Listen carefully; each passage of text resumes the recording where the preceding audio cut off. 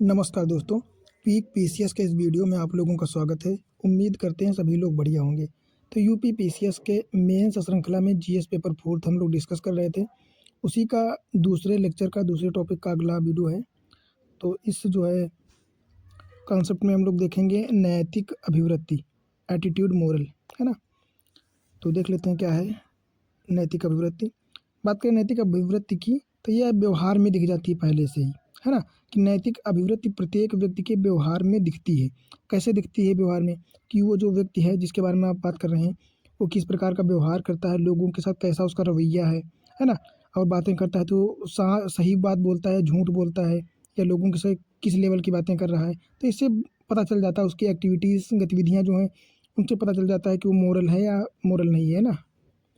अगला बात करें अगर इसके तात्पर्य क्या है या इसकी परिभाषा की बात करें तो किसी व्यक्ति या वस्तु के बारे में नैतिक निर्णय जो देता है, नैतिक निर्णय, है ना, किस प्रकार ले रहा है, उसको भी नैतिक अभिवृत्ति माना जाता है। बात करें नैतिक मूल्यों की तो नैतिक मूल्यों एवं अभिवृत्ति का विकास कैसे होता है।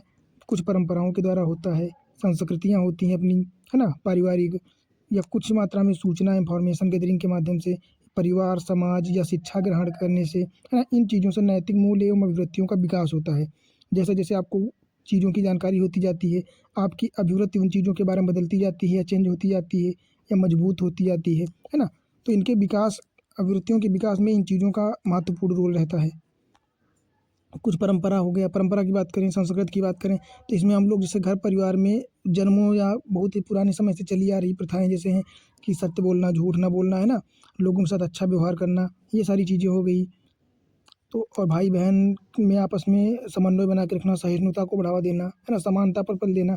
तो ये जो नैतिक मूल्य हैं ये परिवार से और संस्कृतियों से हम लोगों को मिलते जाते हैं आगे, है ना, घर परिवार से, समाज से। अगला बात करें तो नैतिक मूल्य सभी प्राकृतिक मूल्यों में श्रेष्ठ होते हैं, है ना। प्राकृतिक मूल्य जो सभी होते हैं उनमें सबसे श्रेष्ठ नैतिक मूल्य होते हैं, क्योंकि ये सत्य और अच्छाई पर जो है बेसिस होते हैं, है ना। जैसे कौन कौन से हो गए, एक तो अच्छाई हो गया, पवित्रता हो जाएगा, सत्यवादिता हो जाएगा, विनम्रता हो जाएगा, करुणा हो जाएगा, है ना। इस प्रकार के जो मूल्य या अभिवृत्तियाँ हैं ये सकारात्मकता को बढ़ावा देती हैं और लोगों के लिए अच्छाई अच्छाई को बढ़ावा देती हैं। तो ये मूल्य जो होते हैं सर्वश्रेष्ठ मूल्य होते हैं और यूनिवर्सल होते हैं, मतलब सभी के लिए कॉमन होते हैं, है ना। अगला बात करें नैतिक मूल्य बुद्धिमत्ता और शक्ति संपन्नता में से अधिक महत्वपूर्ण होते हैं, है ना। शक्ति संपन्नता से भी ज़्यादा महत्वपूर्ण नैतिक मूल्य होते हैं। और अगर बात करें मनुष्य की जो है प्रमुख नैतिक अभिवृत्तियाँ कौन कौन सी होती हैं तो एक तो सत्यवादिता हो जाती है ना। दूसरी अच्छाई हो गई, और शुभ या अशुभ हो गया, इसमें अंतर करना पता चल जाता है कि हमको क्या करना होगा तो उससे क्या सही होगा, अगर क्या करेंगे तो उससे क्या गलत है, क्या सही होगा, इसमें अंतर बताती है ना। किसी चीज़ के प्रति श्रद्धा को बढ़ावा देती है, हमको ये बताती है क्या आपके लिए उचित है, क्या अनुचित है ना। जवाबदेही के प्रति जागरूकता को बढ़ावा देती है, विश्वसनीयता बढ़ाती है और वफादारी को बढ़ावा देती है ना। परिणाम या गैर परिणामवादी अभिवृत्ति को बढ़ावा देती है, अंतरात्मा की आवाज़ तक पहुँचने में जो है हमारे सहायक होती है ना। आम बुद्धि नैतिकता, इस प्रकार के जो मूल्य होते हैं इनको बढ़ावा देने में किसका, अभिवृत्ति का महत्वपूर्ण रोल रहता है। तो इस प्रकार जो है चीज़ें होती हैं। बाकी बात करें है ना, राजनीतिक अभिवृत्ति की बात करें, पॉलिटिकल एटीट्यूड, तो इससे तात्पर्य होता है कि राजनीतिक मुद्दों के प्रति या राजनीतिक पार्टियों के प्रति आपकी जो व्यक्तिगत राय है वो सकारात्मक है या नकारात्मक है, इसी को कहते हैं राजनीतिक अभिवृत्ति। यह सार्वजनिक जीवन में राष्ट्रवाद, राजनीतिक रूढ़िवादिता, राजनीतिक उदारवाद व राजनीतिक कट्टरवाद, है ना, कट्टरतावाद के रूप में जो है लोगों के दृष्टिकोण के माध्यम से प्रस्तुत होती है। कुछ लोग होते हैं जो पार्टी के लिए अपनी जान दे देते हैं, मतलब जो बहुत नेक्स्ट लेवल तक, एक्सट्रीम लेवल तक जाते हैं, है ना। उनको इस चीज़ से भी फर्क नहीं पड़ता कि वो सही बात है या गलत है आपके लिए, पर वो पार्टी जो बोली हाँ ठीक है। तो इस प्रकार से जो है दिखाई पड़ती है उनके कैरेक्टर में, उनके गतिविधियों में राजनीतिक अभिवृत्ति।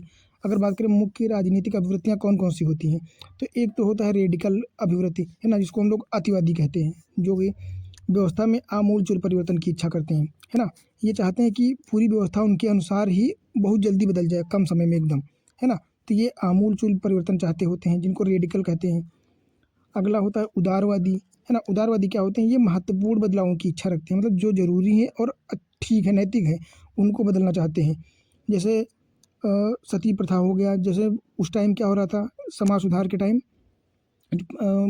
मॉडर्न हिस्ट्री में क्या हुआ था कि समाज सुधार के लिए सती प्रथा हो गया। ये एक ऐसे मुद्दे थे जो कि जो लोगों के मानवाधिकारों का हनन करते थे, उनके मौलिक कर्तव्यों या मौलिक अधिकारों को ख़त्म कर रहे थे, तो उनको ख़त्म किया गया। जैसे विधवा विवाह, उसको बढ़ावा दिया गया, महिलाओं की शिक्षा को बढ़ावा दिया गया, है ना? और जो पहले की चल रही आ रही कुरीतियाँ थी, बुराइयाँ थीं, उनको ख़त्म किया गया। तो ये क्या, ये महत्वपूर्ण बदलाव थी, है ना? ये उदारवादी में रखे जाएंगे।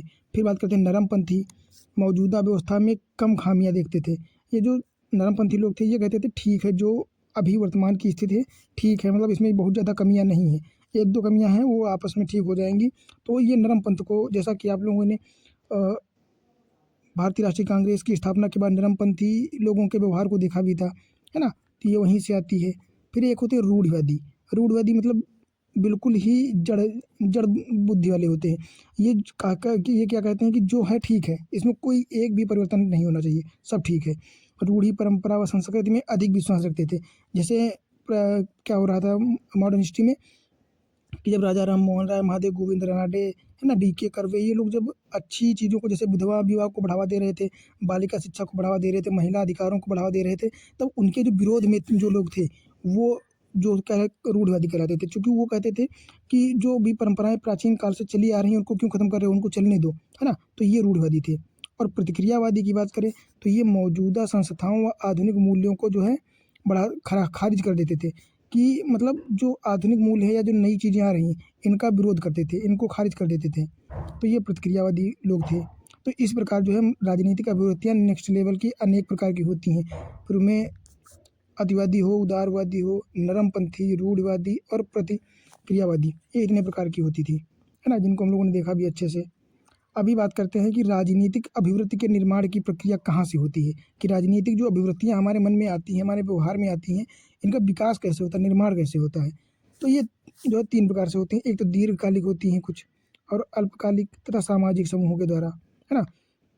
अगर बात करें दीर्घकालिक जो निर्माण प्रवृत्तियों की होती, कैसे होती है, तो इसमें सबसे ज़्यादा भूमिका होती है परिवार की, समाज की और शिक्षण संस्थानों की, है ना? क्योंकि मोस्टली चीज़ें हम लोग छोटे पर ही, मतलब 8, 10, 12 साल तक की उम्र में ज़्यादातर टाइम हम लोगों का परिवार, घर और शिक्षण संस्थानों तक ही रहता है ना? तो सारी चीज़ें जो हैं, मोस्टली चीज़ें हम लोग यहीं से सीखते हैं। फिर परिवार हो, माता-पिता, दादा-दादी, है ना? या फिर आस-पास का माहौल, जहाँ पे हम जिस गाँव में रहते हैं, जिस क्षेत्र में रहते हैं, वहाँ से सीखने को मिलती हैं। और जहाँ पे स्कूल में पढ़ते हैं, वहाँ पे शिक्षक जो होते हैं, वो किस प्रकार के गतिविधियों या बैकग्राउंड से आते हैं, उनकी राजनीतिक क्षेत्र में उनकी क्या रुचि है, तो उस पर भी कुछ डिपेंड करता है ना? तो यहाँ से सीख लेते हैं। बाकी बात करें अल्पकालिक, मतलब कुछ समय वाली चीज़ों के लिए, तो उसमें भूमिका रहती है, जैसे हम लोग मीडिया न्यूज़ देखते हैं, है ना? यूट्यूब पे सोशल मीडिया हो गया, या इंस्टाग्राम हो गया, फेसबुक, वहाँ से कुछ चीज़ों को प्रभाव पड़ता है। सिविल समाज से प्रभाव पड़ता है ना? चुनावी मुद्दे हो गए, चुनावी मुद्दों में जो चीज़ें बताई जाती हैं और जो प्रचार प्रसार किया जाता है, कुछ मात्रा में वहाँ से भी हमारी जो अभिवृत्तियाँ होती हैं चेंज हो जाती हैं, या तो बनने लगती हैं किसी पार्टी के प्रति, है ना? राष्ट्रीय व अंतर्राष्ट्रीय परिस्थितियाँ भी होती हैं, कि किन परिस्थितियों में जो राष्ट्रीय या जो समाज, जो सरकार है, वो किस प्रकार के निर्णय ले रही है और किस प्रकार के निर्णय लेने चाहिए। वहाँ से भी अपनी राय हम लोग डेवलप करते हैं, है ना? कि ये ठीक हो रहा है, ये ठीक नहीं हो रहा है, इस प्रकार। अगला बात करें सामाजिक समूह। सामाजिक समूह में जैसे लिंग आधार समूह हो गए, प्रजातीय, जनजातीय, धर्म, है ना, विशिष्ट क्षेत्र समुदाय, जैसे आप जिस धर्म से संबंधित हो गए उसको ज़्यादा बढ़ावा देते हैं कुछ लोग, है ना, जो धर्म तटस्थ नहीं हो पाते हैं। तो इस प्रकार की चीज़ों से हम लोग जो है, हम लोगों की अभिवृत्तियाँ बदलती हैं या अभिवृत्तियों का निर्माण होता है, राजनीतिक अभिवृत्तियों की, है ना। अगला क्या हो जाएगा अपना टॉपिक, अगला हो जाएगा सामाजिक प्रभाव और धारणा या अनुनय। अनुनय मतलब होता है परसुएशन, किसी को अपने पक्ष में लाने के लिए जो स्ट्रेटजी प्रयोग करी जाती है ना। विनय, अनुनय, विनय या प्रार्थना, जो भी किया जा सकता हो, उसको कहते हैं। तो सामाजिक प्रभाव मतलब सोशल इन्फ्लुएंस और परसुएशन, है ना। बात करें सामाजिक प्रभाव क्या होता है, तो सामाजिक प्रभाव जो होता है एक ऐसी विशेषता है जो समाज में किसी अन्य व्यक्ति के साथ बातचीत के परिणाम स्वरूप किसी व्यक्ति के व्यवहार, उसके विचारों, उसके बातचीत, भावनाओं व दृष्टिकोण से परिवर्तन ला सकती है। सामाजिक प्रभाव की बात करें, मान लो आप मान लेते हैं आपका कोई रोल मॉडल है, ठीक है। रोल मॉडल मतलब कोई भी हो सकता है, कोई एक्टिंग के क्षेत्र में हो सकता है, कोई सिविल सर्वेंट हो सकता है, कोई राजनेता हो सकता है ना, कोई एक्टर हो सकता है, कोई एक्ट्रेस हो सकती है, कोई भी हो सकता है आपका रोल मॉडल। तो मान लो आप अजय देवगन को अपना रोल मॉडल मानते हो, ठीक है, रोल मॉडल मानते हो अजय देवगन को, तो अजय देवगन की जो गतिविधियाँ होंगी, उनकी हेयर स्टाइल, उनकी जो मॉडलिंग होगी, वो सारी चीज़ें आपको अच्छी लगेंगी या आप उनको अपनाने की कोशिश करोगे, है ना? तो उनका प्रभाव आप लोगों पे बहुत पड़ेगा, बहुत सारा।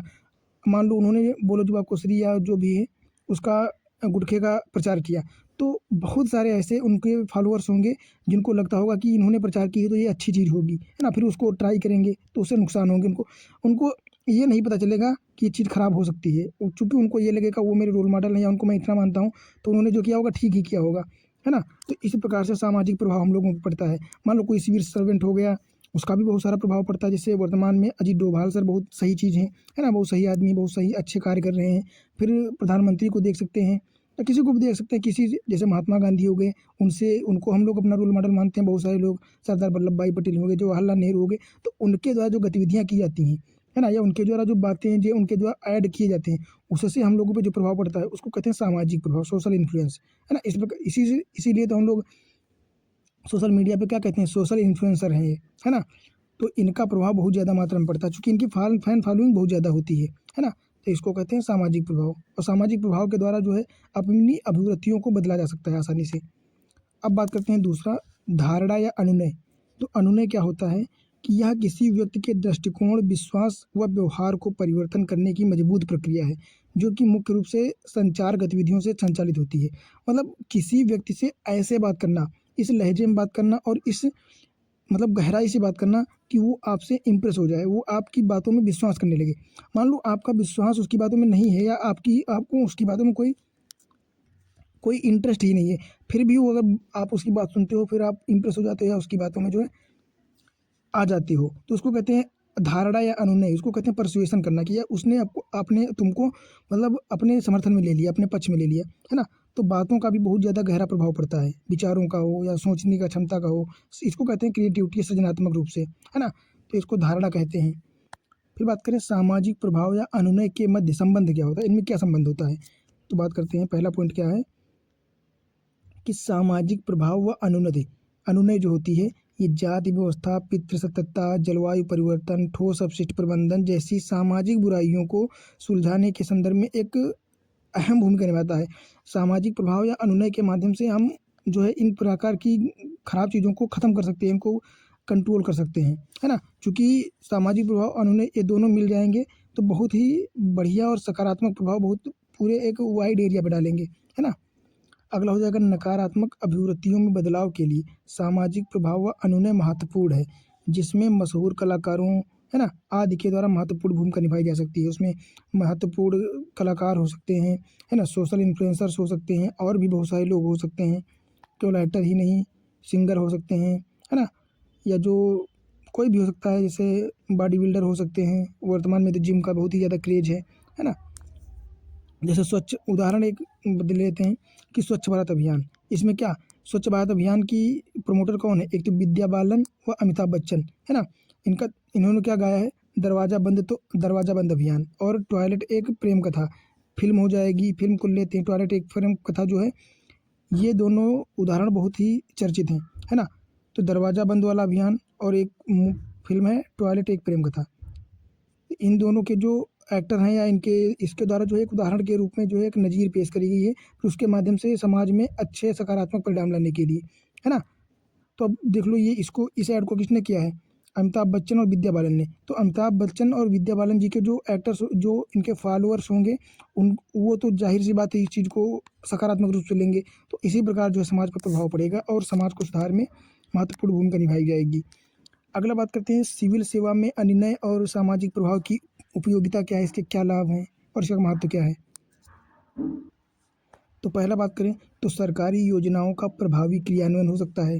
जैसे बेटी बचाओ बेटी पढ़ाओ हो जाएगा, है ना? बेटी पढ़ाओ बेटी बचाओ, स्वच्छ भारत मिशन, उज्ज्वला योजना आदि में विज्ञापन, संचार और नेतृत्वकर्ताओं द्वारा सामाजिक प्रभाव व अनुनय के माध्यम से है इन चीज़ों को बढ़ावा दिया जा सकता है। इन क्षेत्रों में लोगों का इंटरेस्ट बढ़ाया जा सकता है, सकारात्मकता बढ़ाई जा सकती है ना? अगला क्या लाभ होगा कि नैतिक अनुबंधन बढ़ेगा। जैसे बेटी बचाओ बेटी पढ़ाओ योजना में सेल्फी अभियान के माध्यम से जो है बढ़ावा दिया गया। अगला अच्छे व्यवहार को प्रोत्साहित करने के लिए ऑनलाइन पेमेंट को बढ़ावा गया है ना? पुरस्कार योजनाएँ बनाई गई ताकि लोग उसमें इंटरेस्ट दिखाएँ, लोग उनमें शामिल होने की समावेशित हों, है ना? सेल्फ कॉन्फिडेंट बढ़े। फिर कानून व नियमों का पालन करना, जैसे उल्लंघन पर दंड होगा तो लोग कानून नियमों का उल्लंघन करेंगे ही नहीं, पालन करेंगे, है ना। अगला बात करते हैं सामाजिक प्रभाव व अनुनय के तरीके कौन कौन से हो सकते हैं। एक तो कानून, नियम व संविधान हो सकता है कि बुरे चीज़ों के लिए दंड और अच्छे चीज़ों के लिए पुरस्कार या लाभ दिया जाएगा। इस प्रकार के नियम बनाए जाएँ, कानून ऐसे बनाए जाएँ, है ना, जिसके माध्यम से लोगों के मन में थोड़ा-सा भय रहे कि अगर ये काम मैं करूँगा तो गलत होगा। जैसे क्राइम के प्रति है कि वर्तमान में सबको पता है कि अगर आप क्राइम करोगे या उल्टे-सीधे काम करोगे, है ना, शोषण करोगे किसी का, तो कानूनन आपको सज़ा भी मिलेगी और दंड भी मिलेगा। इसलिए तो ये एक जो है अच्छा उपाय हो सकता है। दूसरा, नेतृत्व क्षमता, रोल मॉडल व प्रेरणादायक व्यक्तित्व, है ना। तो नेतृत्व क्षमता को बढ़ावा दिया जा सकता है, या रोल मॉडल या प्रेरणादायक स्रोत जैसे महात्मा गांधी हो गए, जवाहरलाल नेहरू हो गए, या कोई एक्ट्रेस हो गया, है ना, या कोई सोशल मीडिया इन्फ्लुएंसर हो गया। इनके माध्यम से अच्छी चीज़ों को बढ़ावा दिया जा सकता है, उनका प्रमोशन किया जा सकता है। जैसे सामाजिक संपर्क को बढ़ावा देना, है ना, लोगों के मध्य सामाजिक संपर्क को बढ़ावा देना, एकाकीपन को कम करना, ताकि लोग एक दूसरे से इंटरेक्ट कर सकें, लोगों में एक दूसरे के प्रति बात करने की जो है लहजा पता चल सके, रवैया बदल सके, सकारात्मकता बढ़ी, है ना। इन चीज़ों को बढ़ावा दिया जा सकता है। फिर नैतिक अनुनय आदर्श व्यक्तित्वों के द्वारा कराया जा सकता है ना। कार्य में अनुशासन व दक्षता को बढ़ावा दिया जा सकता है। सेवा के लिए दृढ़ संकल्प, है ना, भावनात्मक बुद्धिमत्ता, इमोशनल इंटेलिजेंस को भी बढ़ावा दिया जा सकता है, जिससे लोगों को भावुक मतलब भावनात्मक या इमोशनली जो है सकारात्मकता को की ओर बढ़ावा दिया जा सकता है। बात करें नैतिक अनुनय या जो है आदर्श व्यक्तित्व के माध्यम से, तो इसका एक उदाहरण ये हो सकता है कि जैसे एक समय पहले की बात है कि गाँव में जो है जो मिड डे मील योजना चलाई जा रही थी सरकारी स्कूल में बच्चों को खाना खिलाने के लिए। तो उसमें ऐसा था कि एक मतलब एससी या एसटी कास्ट की महिला थी, वो खाना बनाने जाती थी। चूँकि उस स्कूल में जो है अन्य कास्ट या ब्राह्मण या अच्छे मतलब उच्च वर्गीय लोग भी आते थे, तो वहाँ पे उस महिला का बनाया खाना बच्चे खाना बंद कर दिए थे, और इसके चलते जो है स्कूल में बच्चों को भेजना कम कर रहे थे परिवार वाले। तो उसके लिए क्या किया गया था कि एक उच्च वर्गीय ब्राह्मण जो है सिविल सर्वेंट था, तो वो जाके खुद उस महिला का बना हुआ खाना खाता है, तब लोग सीखते हैं, है ना। तब लोगों को लगा कि ठीक है ये गलत चीज़ नहीं है, तो सब बच्चे फिर स्कूल आने लगे थे। तो इस प्रकार से जो भी बढ़ावा दिया जा सकता है, या इसकी जगह पे किसी एक्टर को बुला के जो है ये काम करवाया जा सकता था, तो उससे भी बहुत बड़ा प्रभाव पड़ता है सकारात्मक, है ना। तो ये इस प्रकार जो है परसुएशन का इस प्रकार लाभ उठाया जा सकता है। अगला बात करें प्रभावी व्यवहार परिवर्तन किस प्रकार किया जा सकता है ना, अभिवृत्ति को कैसे परिवर्तित किया जा सकता है। तो वर्तमान नियमों को प्रभावी बनाना, है ना, कि ऐसा नहीं कि नियम नहीं है, नियम कानून और सारी चीज़ व्यवस्थाएं हैं, पर उनका प्रभावी रूप से अगर बढ़ावा दिया जाएगा, अच्छे से काम करेंगे सभी जो सर्वेंट हैं, तो इसको अच्छी से कम समय में सही किया जा सकता है। दूसरा, संदेशों को मानसिक मॉडल बनाना, नुकसान को लाभ में बदल देना, ऐसी स्ट्रेटजी बनाना कि नुकसान की बजाय उसको लाभ में उठाया जा सके, है ना। चयन प्रक्रिया को सरल बनाना, नियमों को सरल बनाना ताकि आम जनता भी समझ सके, उनको मैनेज कर सके। दूसरा, सामाजिक व सांस्कृतिक मानदंडों पर बल देना, परिणामों का प्रकटीकरण करना, है ना, कोई भी चीज़ छिपी हुई नहीं होनी चाहिए, सभी तक उस चीज़ की जानकारी होनी चाहिए नागरिक चार्टर के माध्यम से। फिर लगातार सशक्त बनना, है ना, लोगों को लगातार सशक्तिकरण बनाना, रोजगार को बढ़ावा देना, लोगों में जागरूकता को बढ़ाते रहना। इस प्रकार जो है प्रभावी व्यवहार परिवर्तन किया जा सकता है आसानी से। इसी प्रकार उदाहरण की बात करें तो जो है एक आईपीएस अधिकारी थे महाराष्ट्र के, जो कि इनका नाम है तेजस्वी सतपुते, है ना, सोलापुर महाराष्ट्र के रहने में जो है कैडर में थे। तो उन्होंने क्या दिया था कि सॉफ्ट पुलिसिंग के माध्यम से अवैध शराब पर जो है उस राज्य में नकेल कसी थी, है ना, ऑपरेशन परिवर्तन के माध्यम से, जिसमें व्यवहार या एटीट्यूड परिवर्तित किया गया लोगों का, है ना, इस प्रकार। और इस बात करें इसके 4 पॉइंट थे एक्शन प्लान में। एक तो परामर्श, रोजगार, पुनर्वास, सामुदायिक व प्रयास प्रशासनिक सशक्तिकरण, है ना। इससे क्या हुआ था, इससे 80% सफलता मिली थी, मतलब ये मॉडल जो है अच्छा काम किया था। इसी प्रकार उड़ीसा में जो है बाल विवाह को समाप्त करने का मॉडल व्यवहारिक व सामाजिक परिवर्तन लाने पर ध्यान दिया गया था। इसमें क्या किया गया था कि इसमें बहुआयामी दृष्टिकोण को अपनाया गया था। क्या क्या किया गया था, जैसे लड़कियों को लक्षित करने वाली सभी योजनाओं को एक साथ जोड़ना, मतलब इंटीग्रेट करना, मतलब लड़कियों को जो लाभान्वित करने वाली योजनाएं होती थी वो अलग अलग मोड, अलग अलग प्लेटफॉर्म पर होने से लोगों को समस्याएं होती थी, तो उनको एक जगह पकड़ के एक प्लेटफॉर्म प्रोवाइड कराया गया, है ना, जिससे सशक्तिकरण बढ़ सके। फिर वंचित जनजाति वर्ग के लिए मौद्रिक प्रोत्साहन, है ना, जो पिछड़े एरिया थे जहाँ पे लोगों के पास आय का इनकम सोर्स कम था, तो वहाँ पे प्रोत्साहन करने के लिए मौद्रिक योजनाएं दी गई, मौद्रिक लाभ प्रोवाइड कराया गया, है ना। और प्रशासनिक अधिकारियों की भूमिका को बढ़ावा दिया गया, जो वहाँ पे सामुदायिक भागीदारी मतलब काम कार्यों में या सेवाओं में समुदाय के लोगों या ग्रामीण लोग इलाके के लोगों को भी समावेशित किया गया ताकि उनका भी थोड़ा सा योगदान हो सके। पुलिस की भूमिका को बढ़ावा दिया गया, संचार और जागरूकता को बेहतर किया गया, इंफ्रास्ट्रक्चर बेहतर किया गया, है ना। इस प्रकार बवामी दृष्टिकोण के माध्यम से जो है ये इस पर ध्यान दिया गया। इन प्रयासों से उड़ीसा में बाल विवाह में समग्र गिरावट दर्ज की। सोच सकते हैं आप कितना बड़ा इसका प्रभाव हुआ, है ना। इसी प्रकार एक और केस स्टडी हो सकता है, जैसे नेतृत्व, समर्पण, धैर्य, साहस, अभिवृत्ति, बदलाव और सकारात्मक ऊर्जा के माध्यम से, है ना। एक और उदाहरण केस स्टडी क्या हो सकता है, जैसे ये सनी केसिंग एक जो है सिविल सेवक थे, जो कि अरुणाचल प्रदेश में थे, चांगलांग जिला अरुणाचल प्रदेश में। तो इन्होंने क्या किया था कि उस क्षेत्र में जो लोग युवा थे वो नशे में ज़्यादा शामिल हो गए थे, है ना। तो उन युवाओं के लिए एक बेहतर कार्य किया कि उनको मतलब खेल के क्षेत्रों में, है ना, एथलीट बनाने के क्षेत्र में इन्होंने बहुत बड़ा योगदान दिया, बहुत सारी सहायता करी। फिर क्या हुआ, वो एथलीट क्षेत्र में आगे गए बच्चे, है ना। तो उनसे में नशे की लत को ख़त्म कर दिया उन्होंने, है ना। जैसे सामुदायिक सहयोग हो गया, स्थानीय जनप्रतिनिधि, पब्लिक फंडिंग में खेलों के आधारभूत ढांचे का निर्माण किया। इसका कितना बड़ा प्रभाव पड़ा कि पूरी युवा आबादी जो है सुधर गई, है ना। पब्लिक फंडिंग के माध्यम से खेल उपकरण का निर्माण किया, है ना, जहाँ पे सारे खेल की जो है क्रिकेट हो या फुटबॉल, सारे उपकरण उपलब्ध करवाए। आधारभूत ढांचे निर्माण किया, वंचित वर्ग के बच्चों को वरीयता दी, है ना। इससे क्या हुआ, एक साल में जो है पार्कर गिर के कई अंतर्राष्ट्रीय खिलाड़ी तैयार कर दिए इसने, है ना, इस योजना ने या इस स्ट्रेटजी ने। तो इस प्रकार जो है सामाजिक रूप से परिवर्तन लाए जा सके हैं और सुधार किया जा सकता है। ऐसा नहीं किया जा सकता है। तो इस प्रकार अभिवृत्ति परिवर्तित की जा सकती है ना। जैसे उदाहरण हो गई, ये केस स्टडी हो गई, और ऐसी ही केस स्टडी आप भी इस नोट्स के नीचे अपने हिसाब से मैनेज कर सकते हैं, लिख सकते हैं, क्योंकि एग्जाम में ज़रूरी नहीं कि आप यही केस स्टडी लिखो, है ना। आप खुद अपने हिसाब से देखो, मैनेज करो, और जो केस स्टडी मिलती जाए या कोई उदाहरण मिलता जाए तो उसको इसमें शामिल करते जाओ नोट्स में, ताकि आगे एग्जाम में आपको लिखने में आराम रहे, है ना। तो जैसा कि ये टॉपिक तो समाप्त हो चुका है, दूसरा वाला पूरा, जिसमें जितने कॉन्सेप्ट थे हम लोगों ने मैनेज कर लिए हैं, सारे पढ़ लिए हैं। तो उम्मीद करते हैं आप लोगों को बढ़िया भी लगे होंगे और समझ में भी आया होगा थोड़ा बहुत, है ना। ये टॉपिक पूरा कंप्लीट हो गया अभिवृत्ति वाला। अब इसके बाद हम लोग पढ़ेंगे एप्टीट्यूड, है ना, अभिरुचि। अभिरुचि मतलब किसी क्षेत्र में आपका कितना इंटरेस्ट है, किस क्षेत्र में किस चीज़ में आपका इंटरेस्ट है ना। अभिरुचि, एप्टीट्यूड। तो एटीट्यूड कंप्लीट हो गया। अब एप्टीट्यूड पढ़ेंगे अगले वीडियो में हम लोग, अगले जो है दिन। आप लोगों से बस यही रिक्वेस्ट है कि वीडियो अच्छी लगी हो तो लाइक कर दीजिए, और कमेंट भी किया कीजिए, ताकि फीडबैक हम लोगों को मिलता रहे, है ना, कि किस क्षेत्र में सही करना है, कहाँ पे गलती हो रही है। बाकी मिलते हैं अगले वीडियो में अगले टॉपिक के साथ।